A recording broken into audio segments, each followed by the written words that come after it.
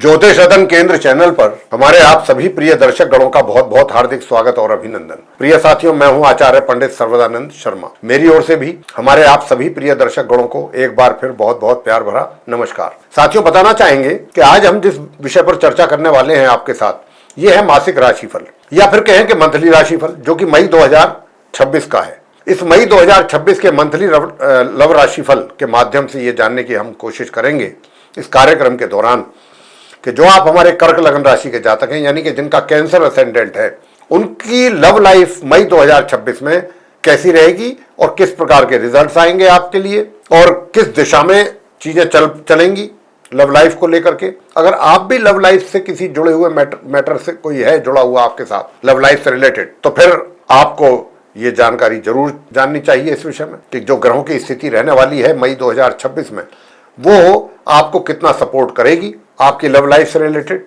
जो भी चीजें हैं उनको लेके, या कितना आपको सपोर्ट नहीं मिलेगा। तो यहाँ पर बहुत सारी चीजें हैं जिनको हम डिस्कस करेंगे आज इस कार्यक्रम में। बहुत ज्यादा नहीं, थोड़ा सा, नहीं तो बहुत लंबा वीडियो बन जाएगा। तो हम इस बात का भी हमें ध्यान रखना होता है कि बहुत ज्यादा लेंथी वीडियो ना हो, तो हम बहुत संक्षेप में आपके साथ बात करेंगे। तो साथियों, सबसे पहले जब लव राशिफल की बात होती है तो हम जो सिंगल जातक हैं उनके विषय में बात करते हैं। नंबर 2 बात करते हैं लिव इन रिलेशंस में अगर आप हैं, आपका लव अफेयर कहीं चल रहा है तो आपके हालात कैसे रहेंगे। नंबर 3 ये है कि भाई क्या विवाह का योग बनेगा। और नंबर 4 ये कि अगर आप विवाहित हैं तो आपका वैवाहिक जीवन कैसा रहेगा।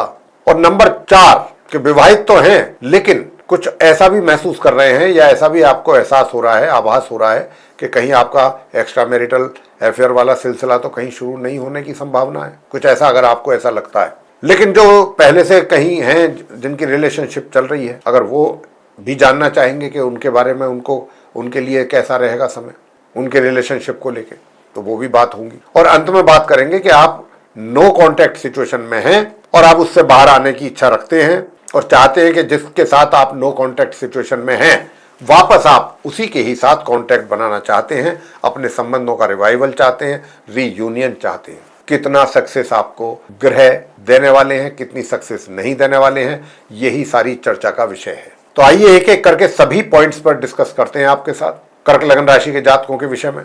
तो जो कर्क लगन राशि के सिंगल जातक हैं, सबसे पहले आइए उनके बारे में जानेंगे। देखिए, बहुत ही स्पष्ट रूप से मैं बताना चाहूंगा वो ये कि माह के आरंभ से लेके और माह के मध्य तक, माह के आरंभ से लेके माह के मध्य तक जो हमारे आप कर्क लगन राशि के सिंगल जातक हैं, देखिए आप जिसको पसंद कर रहे हैं या जिसको कर चुके हैं पसंद, या जिनके साथ भी आपकी बातचीत है हाल फिलहाल, लेकिन बातचीत तो है लेकिन इतनी नहीं है कि भाई चीजें बहुत आपको एक तरीके से ज्यादा एक्साइटेड आप हों उन चीजों को देख करके, आपकी एक्साइटमेंट में मतलब बढ़ोतरी हो। तो अभी वो स्थिति आएगी या नहीं आएगी इस मई 2026 में, यही सवाल है, यही प्रश्न है। तो देखिए क्या है ना कि जो मित्र है आपका जिसको आप पसंद करते हैं, जिसके साथ आगे बढ़ना चाहते हैं, ये माह के जो 14-15 दिन हैं मई के, पहले 1 मई से लेकर के और 14 मई तक के बीच का जो समय है, ये वो समय है कि अगर आप कंफ्यूज ना हो, मानसिक तौर पे आप फिट हैं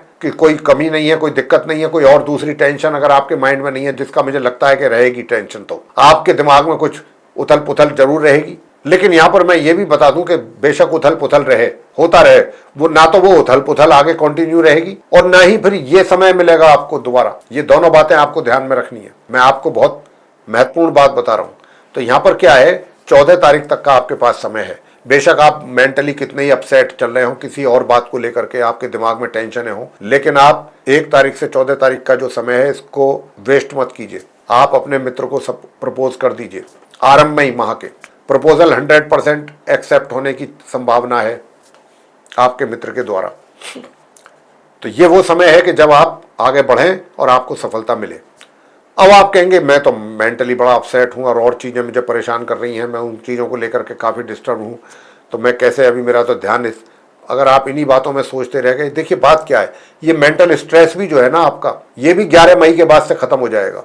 ये भी 11 दिन ही है। तो क्यों फिर, जब शॉर्ट टाइम के लिए है, शॉर्ट पीरियड के लिए है कोई भी चीज, तो उसको लेकर के क्या ज्यादा चिंतन करना और क्या ज्यादा परेशान होना, क्योंकि वो समय भी आपको नहीं आएगा। जो मित्र का प्रपोजल की बात मैं कर रहा हूं, फिर आप हाथ मलते रह जाएंगे और कोशिशें करेंगे और उसमें उतनी सफलता आपको नहीं मिल पाएगी। तो ये मैं कह रहा हूं कि आप भूल जाइए कि क्या मेंटल स्ट्रेस है आपके दिमाग पर, क्या परेशानियां, वो ये टेम्परेरीली है, ये सब टेम्परेरी फिनोमेना है। तो इसीलिए प्रपोज कीजिए माह के आरंभ में ही, और आपको उसका रिजल्ट भी मिलने की बहुत प्रबल संभावना है। अब बात कर लेते हैं कि भाई सिंगल जातकों के विषय में बात कर ली हमने बहुत खोल करके। अब आते हैं कि जिनका लिव इन रिलेशन है या जिनका लव अफेयर चल रहा है, कर्क लगन राशि के जातकों का, उनके हालात कैसे रहेंगे? बहुत अच्छे रहेंगे भाई। मित्र का भरपूर सहयोग आपको मिलेगा, लेकिन कोई ना कोई बात आपके दिल और दिमाग में कोई पेनफुल कोई चीज ऐसी दिमाग में चलेगी कि जिसको लेकर के आप थोड़ा अपसेट रह सकते हैं। लेकिन यहाँ पर मैं देख पा रहा हूँ कि मित्र का पूरा सहयोग आपको मिल पा रहा है। और यहाँ तो मैं ये भी बताना चाहूंगा कि पहले 11 दिन इस महीने के, यानी कि 1 मई से 11 मई के बीच में आपके शादी का योग भी है, विवाह का भी। पहले से अगर कोई आपकी प्लानिंग है तो हालांकि इस विवाह में हर्डल्स बहुत हैं, काफी ऑब्स्टेकल्स हैं, ये भी चीजें ध्यान में रखने वाली हैं, दिक्कतें काफी आएंगी, समस्याएं बहुत हैं। योग तो बना हुआ है, लेकिन आप देख लीजिए कि अगर बात संभलती है और आप उसको मैनेज चीजों को कर सकते हैं तो विवाह का योग है 11 तारीख तक, 11 मई तक। अब आगे बात करते हैं कि अगर आप विवाहित हैं तो वैवाहिक जीवन कैसा रहेगा। देखिए 1 तारीख से लेकर के 11 तारीख के बीच में वैवाहिक जीवन में डिस्टर्बेंसेस हैं, बहुत संभल करके रहना चाहिए आपको।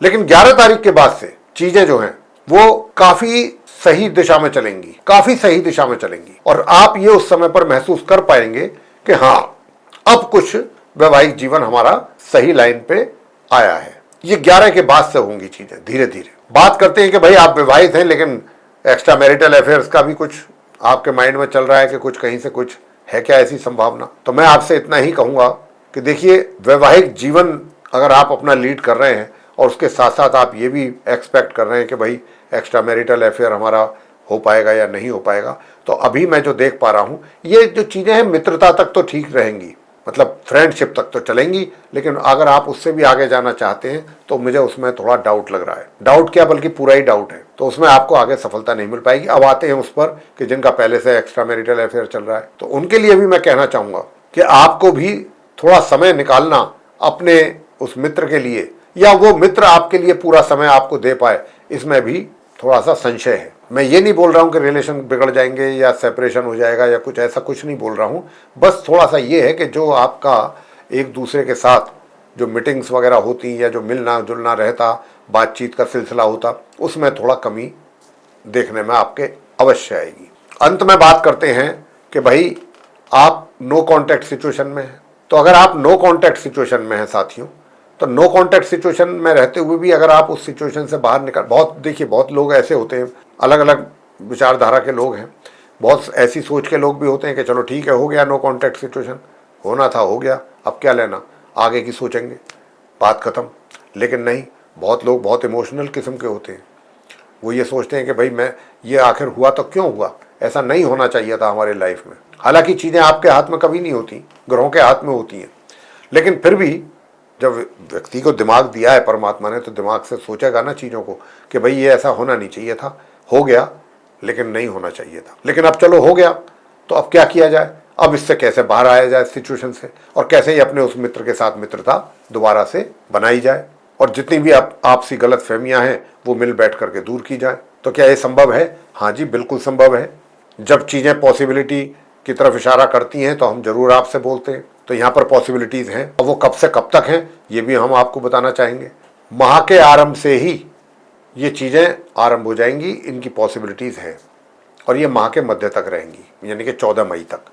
कहने का भाव ये है कि अगर आप अपने उस मित्र के साथ संपर्क बनाने की कोशिश करते हैं तो ये वो समय होगा। कर्क लगन राशि के जातकों के लिए कहना चाहते हैं कि आपका मित्र आपसे भी 2 कदम आगे आपको सपोर्ट देगा, जो इसका विषय में आप थोड़ा सोच करके भी आपको थोड़ा अजीब भी लग सकता है, लेकिन यही ग्रह है, यही तो ग्रहों का खेल है कि यही ग्रह चीज़ों को बिगाड़ते हैं, यही ग्रह जो होते हैं चीज़ों को बनाते हैं, संवारते हैं। तो यहाँ पर जो है 14 तारीख तक बहुत ज़बरदस्त योग ऐसा बना हुआ है कि आप इसका लाभ ले सकते हैं, तो जरूर लें। अगर आप आगे बढ़ेंगे तो आपको निश्चित रूप से सफलता मिलेगी, लेकिन 14 से पहले पहले कर लीजिए। 14 के बाद फिर चीजें थोड़ा सा आपके लिए मुश्किल रहेंगी, इतनी आसानी से आपको परिणाम प्राप्त नहीं हो पाएंगे। मैं नो कॉन्टैक्ट सिचुएशन वालों से कह रहा हूँ, ऐसी जो स्थिति होती है ग्रहों की बहुत रेयर बनती है साथियों, कि जब ग्रह किसी अपने जातक को इतना सपोर्ट करें, और वो भी शुक्र ग्रह जैसा, तो यहाँ पर कर्क लगन राशि के जातकों के लिए बहुत अच्छा समय कहूँगा मैं। हालांकि पूरा महीना नहीं है, लेकिन फिर भी आधा महीना तो है, वही काफ़ी है। तो साथियों, आप ये था हमारे आप कर्क लगन राशि के जो जातक हैं उनका अपना मंथली लव राशिफल मई 2026 का। अगर आपको ये पसंद आया है तो आप हमारे इस वीडियो को लाइक जरूर कर लें। चैनल को भी अगर अभी तक आपने सब्सक्राइब नहीं किया है और आप चैनल पर नए हैं तो चैनल को भी सब्सक्राइब जरूर कर लीजिए। अधिक से अधिक मात्रा में वीडियो शेयर करें ताकि दूसरे लोग भी जानकारी का लाभ ले सकें। और अगर आप चाहते हैं कि आने वाले दिनों में जो भी हमारे वीडियोस बनेंगे एस्ट्रोलॉजी के भिन्न भिन्न विषयों पर, वे भी सब आप तक पहुंच सकें, उनका भी आपको लाभ मिल सके, तो फिर बेल आइकन भी प्रेस जरूर करें।